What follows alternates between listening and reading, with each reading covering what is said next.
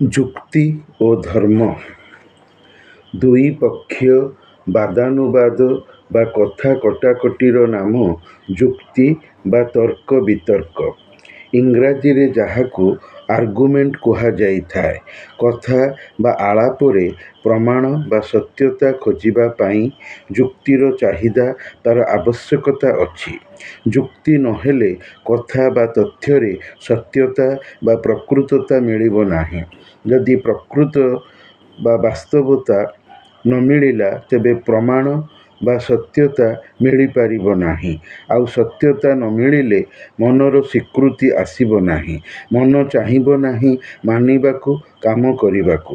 ମନର ଶାନ୍ତି ଏବଂ ତାହାର ଆନନ୍ଦ ପ୍ରାପ୍ତି ସବୁଠାରୁ ବଡ଼ କଥା।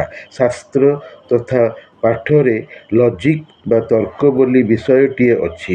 କୋଉଥିପାଇଁ ଅଛି? ସତ୍ୟତା ପାଇବା ପାଇଁ, ସତ୍ୟତାକୁ ଖୋଜିବା ପାଇଁ ଅଛି, ଯାହାକି ସର୍ବଦା ସାର୍ବଜନୀନ ସ୍ୱୀକୃତ ବିଷୟ। ସମସ୍ତେ ସଂସାରର ସବୁ ମଣିଷ ଜ୍ଞାନୀ, ବୁଝିବା ମଣିଷ ତର୍କ ବା ଯୁକ୍ତିକୁ ଚାହାନ୍ତି। ନହେଲେ ମନରେ ମନସାଦ ବା ପରିତୃପ୍ତି ମିଳିବ ନାହିଁ। ଜୀବନ ଜୀଇଁବାର ଉଦ୍ଦେଶ୍ୟ ଏଇଠି ଅଛି। ସତ୍ୟତାକୁ ସମସ୍ତେ ଚାହାନ୍ତି, ମିଛକୁ କେହି ଚାହିଁ ନଥାନ୍ତି। ତଥାପି ମିଛରେ ଜୀବନ ଚାଲେ ସେମାନଙ୍କର ଯେଉଁମାନେ ସତ୍ୟତାର ପକ୍ଷପାତୀ ନୁହନ୍ତି। ପରନ୍ତୁ ଏମାନଙ୍କର ଜୀବନରେ ଶାନ୍ତି ଏବଂ ଉନ୍ନତି ନାହିଁ। ଏମାନଙ୍କୁ କେହି ଭଲ ପାଆନ୍ତି ନାହିଁ। ଧର୍ମ ଭଗବାନ ଖୋଦାଙ୍କର ତିଆରି ନିର୍ମିତ ପବିତ୍ର ବିଶ୍ୱସିତ ଭାବ୍ୟ ଜିନିଷ। ଧର୍ମକୁ ଅଲ୍ଲାହ ସାରା ଜଗତର ଏକମାତ୍ର ପ୍ରଭୁ ମଣିଷ ପାଇଁ ବିଶେଷ କରି ସୃଷ୍ଟି କରିଛନ୍ତି। ମଣିଷର ଭଗବାନଙ୍କୁ ମାନିବାର ଲକ୍ଷ୍ୟ ରଖି ମଣିଷ ଭଗବାନଙ୍କୁ ବିଶ୍ୱାସ ରୀତିରେ କାହିଁକି ମାନିବ? ଧାର୍ମିକ କାର୍ଯ୍ୟ ରିଚୁଆଲ୍ସ ରୀତିରେ କାହିଁକି ପାଳିବ? ଉତ୍ତର ହେଲା ବଞ୍ଚିଥିବା ଇହ ବା ଏହି ବା ମଣିଷର ପ୍ରଥମ ସାଂସାରିକ ଜୀବନର ଶାନ୍ତି ଏବଂ ମୃତ୍ୟୁ પર ପରଲୌକୀୟ ବା ପରସଂସାରର ଜୀବନରେ ନର୍କ ଯନ୍ତ୍ରଣାରୁ ମୁକ୍ତି ପାଇଁ କେବଳ। ଏହାଛଡ଼ା ଅନ୍ୟ କିଛି କାରଣ ପାଇଁ ନୁହେଁ। ମଣିଷ କାହିଁକି ଭଗବାନ ଈଶ୍ୱରଙ୍କୁ ମାନିବ? ଉତ୍ତର ହେଲା ଭଗବାନଙ୍କୁ ସନ୍ତୁଷ୍ଟ କରିବା, ରାଜି କରାଇବା। ଖୁସି କରାଇଲେ ତ ଯାଇ ସ୍ୱର୍ଗ ସୁଖ ମଣିଷ ତାର ମୃତ୍ୟୁ ପରବର୍ତ୍ତୀ ବିଚାର ଦିବସର ପରଲୌକୀୟ ଜୀବନରେ ପାଇବ। ନହେଲେ ଭଗବାନ ରାଗିଯାଇ ମଣିଷକୁ ସ୍ୱର୍ଗସୁଖ ବଦଳରେ ନର୍କ ଯାତନା ଦେବେ ବୋଲି ତାଙ୍କର ଶେଷ ପ୍ରେରିତ ଆକାଶୀ ବହି ବା ଆସମାନୀ ସହିଫାରେ ପ୍ରତିଶ୍ରୁତି ଦେଇଛନ୍ତି, ଧମକାଇ କହିଛନ୍ତି। ସେ ମଣିଷକୁ ତାଙ୍କର ଇବାଦତ ବା ପୂଜା ଆରାଧନା କରିବା ପାଇଁ କେବଳ ସୃଷ୍ଟି କରିଛନ୍ତି, ନହେଲେ କରି ନଥାନ୍ତେ।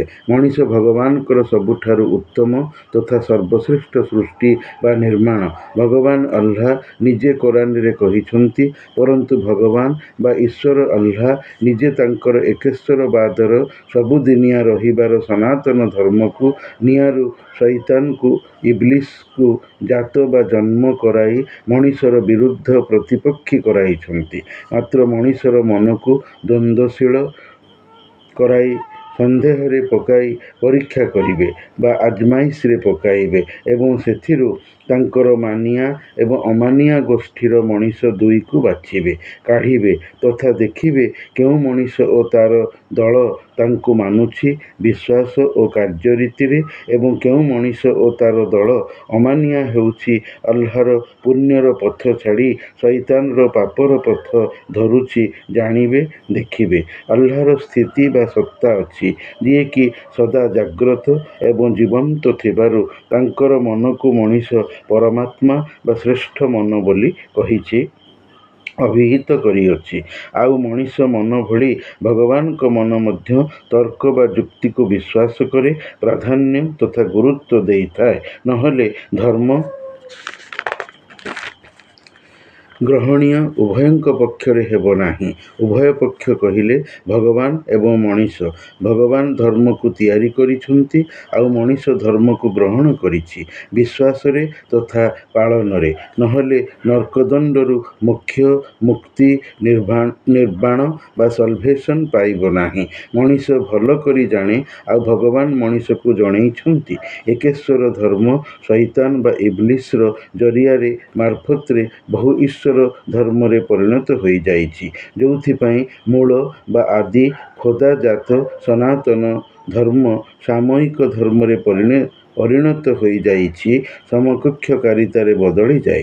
ସାମୟିକ ଧର୍ମ ମାତ୍ର ମଣିଷର ପ୍ରଥମ ମୃତ୍ୟୁଶୀଳ, ନଶ୍ୱର, ନଷ୍ଟଶୀଳ, ଐହିକ ବା ଇହ ବା ଏହି ଜଗତରେ ବଞ୍ଚିଥିବା ଜୀବନ ପାଇଁ କେବଳ। ମୃତ୍ୟୁ ପରଲୋକରେ ଯେଉଁ ସାମୟିକ ସମକକ୍ଷକାରିତାର ମୁଶ୍ରିକ ଧର୍ମର ମୂଲ୍ୟ ନଥାଏ ଏବଂ ମଣିଷର ପାରତ୍ରିକ ବା ପରଲୌକିକ ଜୀବନ ପାଇଁ। ସେଥିପାଇଁ ଧର୍ମ ଓ ଯୁକ୍ତି ବିବାଦୀୟ, ଦ୍ୱନ୍ଦ୍ୱଶୀଳ, ସଂଶୟାଚ୍ଛନ୍ନ ମନୋଭାବ ଉତ୍ପନ୍ନକାରୀ ଥିବା କାରଣରୁ ସତ୍ ତଥା ଗଠନମୂଳକ ବା କନଷ୍ଟ୍ରକ୍ଟିଭ୍ ଭ୍ୟାଲୁ ବା ମୂଲ୍ୟବୋଧକୁ ପାଥେୟ ଆଶ୍ରୟ କରି ଧର୍ମରେ ଯୁକ୍ତିର ଚାହିଦା ଏବଂ ଗୁଣବତ୍ତାକୁ ସତତ ଖୋଜାଯିବ। ନହେଲେ ଧର୍ମ ହୋଇଯିବ ମିଥ୍ୟାଭିତ୍ତିକ, ଯାହା ଶଇତାନୀ ଧର୍ମରେ ଅଲ୍ଲାହ କରାଇ ଦେଇଅଛନ୍ତି ତାଙ୍କର ନର୍କ ଭରିବାର ଲକ୍ଷ୍ୟ ନେଇ। କେମିତି କଲେ ନା ଶଇତାନକୁ ଅନୁମତି ଦେଇ। ଅଲ୍ଲାହ ଅନୁମତି ଦେଇ ନଥିଲେ ଧର୍ମ ଏକ ଥାନ୍ତା, ଅନେକ ହୋଇ ନଥାନ୍ତା। ଧର୍ମ ଏକ ଈଶ୍ୱରରେ, ଧର୍ମ ଅନେକ ଅସଂଖ୍ୟ ମିଛ ଉପାସ୍ୟରେ। ଅଲ୍ଲାହ ସତ୍ୟବାନ ଥିବାରୁ ଯୁକ୍ତିବାଦୀ, ଶଇତାନ ମିଥ୍ୟାବାଦୀ ଥିବାରୁ ପକ୍ଷବାଦୀ। ସର୍ବଦା ତାର ପକ୍ଷକୁ ମଣିଷକୁ ପ୍ରଲୁବ୍ଧ କରି ପ୍ରତିଷ୍ଠା ଦେବାର ଚେଷ୍ଟା କରିଛି। ଯଦି ମଣିଷ ଦୃଢ଼ଚିତ୍ତ ବା ହେଡ୍ଷ୍ଟ୍ରଙ୍ଗ ରହେ, ତେବେ ଶଇତାନର ଦାଉ ଦୁର୍ବଳ, ପରାସ୍ତ ହୋଇଯିବ। ନିଜେ ଅସହାୟ ହୋଇ ମଣିଷଠାରୁ ଦୂରେଇ ଯିବ, ସମ୍ପୂର୍ଣ୍ଣ ଚାଲିଯିବନି, ପାଖେ ପାଖେ ରହିବ। ପରବର୍ତ୍ତୀ ଦାଉ ସାଧିବା ପାଇଁ, ପେଞ୍ଚ ମୋଡ଼ିବା ପାଇଁ। ଅଲ୍ଲାହ କହିଛନ୍ତି ପରା, ଶଇତାନ ମଣିଷର ମୁକ୍ତ ଶତ୍ରୁ। ଇନ୍ନଶ-ଶୈତାନ ଲିଲ୍-ଇନସାନ ଅଦୁଉମ୍ ମୁବିନ୍। ଇନସାନ ମାନେ ମନୁଷ୍ୟ, ଠିକ୍ ଆଦମରୁ ନାମ ଆଗତ ଆଦମୀ ଭଳି। ଲଜିକ୍ ବା ତର୍କ ବା ଯୁକ୍ତି ଆରୋହଣ ଏବଂ ଅବରୋହଣ ହୋଇ ଦୁଇ ପ୍ରକାର। ଏକ ପକ୍ଷ ଯୁକ୍ତି କରି ଉପରକୁ ଉଠି ଶୀର୍ଷସ୍ଥାନରେ ପହଞ୍ଚେ, ଅନ୍ୟ ପକ୍ଷ ଯୁକ୍ତି କରି ହାରିଯାଇ ତଳକୁ ଚାଲିଯାଏ, ନିମ୍ନଗାମୀ ପାଏ। ଇଂରାଜୀରେ ଡିଡକ୍ଟିଭ୍ ଏବଂ ଇଣ୍ଡକ୍ଟିଭ୍ ଲଜିକ୍ କୁହାଯାଇଅଛି। ତର୍କ ସବୁବେଳେ ଜ୍ଞାନଗର୍ଭକ, ପରିସ୍ଥିତି ଅନୁବୀକ୍ଷକ, ଧୈର୍ଯ୍ୟଶୀଳ। ପର୍ଯ୍ୟାପ୍ତ ଉପଲବ୍ଧି ଘଟଣା ବା ତଥ୍ୟରେ ନଥିଲେ ତର୍କ ଅସଫଳ ହୁଏ, ସମସ୍ୟା ବିଜଡ଼ିତ ହୋଇଥାଏ। ଦ୍ୱନ୍ଦ୍ୱ ହିଁ ତର୍କ ଉତ୍ପତ୍ତିର ମୂଳ। ଦ୍ୱନ୍ଦ୍ୱ ନଥିଲେ ତର୍କ ବା ଯୁକ୍ତି ନାହିଁ, ସବୁ ସମାନ ସମାହିତ ଜଣାଯାଏ। ଧର୍ମ ସଙ୍କଟ ଯୁକ୍ତିକୁ ଆବାହନ କରାଏ, ଡାକି ଆଣେ। ଶାନ୍ତିମୟତାର ନାମ ସଲାମ ବା ଇସଲାମ। ଗ୍ରହଣ ନକଲେ ଅଲ୍ଲାହ ଆପଣାଜାତ ଖୋଦା ମଣିଷ ପାଇଁ ଅଶାନ୍ତି ଆଣିବେ, ଅଜାବ ବା ଯନ୍ତ୍ରଣା ରୂପରେ ଆକାଶରୁ ପଠାଇବେ। ଯନ୍ତ୍ରଣାକୁ ଆକାଶରୁ ପଠାଇବେ ବୋଲି କହିଛନ୍ତି। ଯେହେତୁ ମଣିଷ ତାଙ୍କରି ଧନ, ମରି ତାଙ୍କ ପାଖକୁ ଚାଲିଯିବ। କୋରାନ ବାକ୍ୟ ଅଛି, ଇନ୍ନା ଲିଲ୍ଲାହି ୱ ଇନ୍ନା ଇଲୈହି ରାଜିଉନ୍। ଅର୍ଥାତ୍ ମଣିଷ ମୋର ସମ୍ପତ୍ତି, ସେ ମରିକି ମୋରି ପାଖକୁ ଆସିବ। ଇସଲାମ ଧର୍ମ ଯୁକ୍ତିସିଦ୍ଧ, କାରଣ ଇସଲାମ ଧର୍ମ ଅଲ୍ଲାହକୃତ ଏବଂ ଏହା ପ୍ରକୃତ ବା ହକ୍। ମଣିଷର ମାନନୀୟ, ମାନିବାର ଧର୍ମ ଏବଂ ଅନ୍ୟାନ୍ୟ ଧର୍ମ ଯଥା ହିନ୍ଦୁ, ଜୈନ, ବୌଦ୍ଧ, ଖ୍ରୀଷ୍ଟ, ଶିଖ, ମହିମା ଧର୍ମ ମନୁଷ୍ୟକୃତ ବା କରିବା ଥିବାରୁ ଖୋଦା ଏସବୁ ଧର୍ମକୁ ବାତିଲ ବା ମିଛ ଧର୍ମ ବୋଲି କୋରାନରେ କହିଛନ୍ତି। କୋରାନ ଦ୍ରଷ୍ଟବ୍ୟ। ମଣିଷର ଯଦି ସନ୍ଦେହ ହେଉଛି, ତେବେ କୋରାନ ଦେଖୁ। ଆଜିକାଲି ସମଗ୍ର 30 ଭାଗ ବିଶିଷ୍ଟ ଏବଂ ସେହି 30 ଭାଗ ଭିତରେ ଥିବା 114ଟି ସୂରା ବା ପାଠ ଥିବା ମଣିଷର ଅବିଶ୍ୱାସୀ, ଅମାନିଆ, ସମକକ୍ଷକାରୀ ମନର ରୁଗ୍ଣ ରୋଗଗ୍ରସ୍ତ ମନ ବା ଆତ୍ମାକୁ କୋରି ସଫା କରି ଦେଉଥିବା କୋରିତ ଗ୍ରନ୍ଥ କୋରାନ ମୋବାଇଲ ଫୋନରେ ପାଠ ଛଳରେ ହିନ୍ଦୀ ଅନୁବାଦରେ ସହଜରେ ମିଳୁଅଛି। ଶ୍ରୋତାର ଇଚ୍ଛା ଥିଲେ ମୋବାଇଲ ଚଳାଇ ଦେଖିପାରେ, ଶୁଣିପାରେ। ସତ୍ୟତା ଜାଣିବା ପାଇଁ। ସତ୍ୟତା ସଯୌକ୍ତିକ, ମନର ଆଶ୍ୱସ୍ତି ଉତ୍ପାଦକ।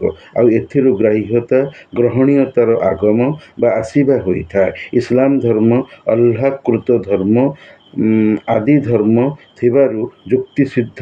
ଏହାକୁ ଜ୍ଞାନୀ, ସଚେତନ, ଜାଣିବାକାରୀ ମଣିଷ କଦାପି ସଂଶୟ, ସନ୍ଦେହ କରିବ ନାହିଁ।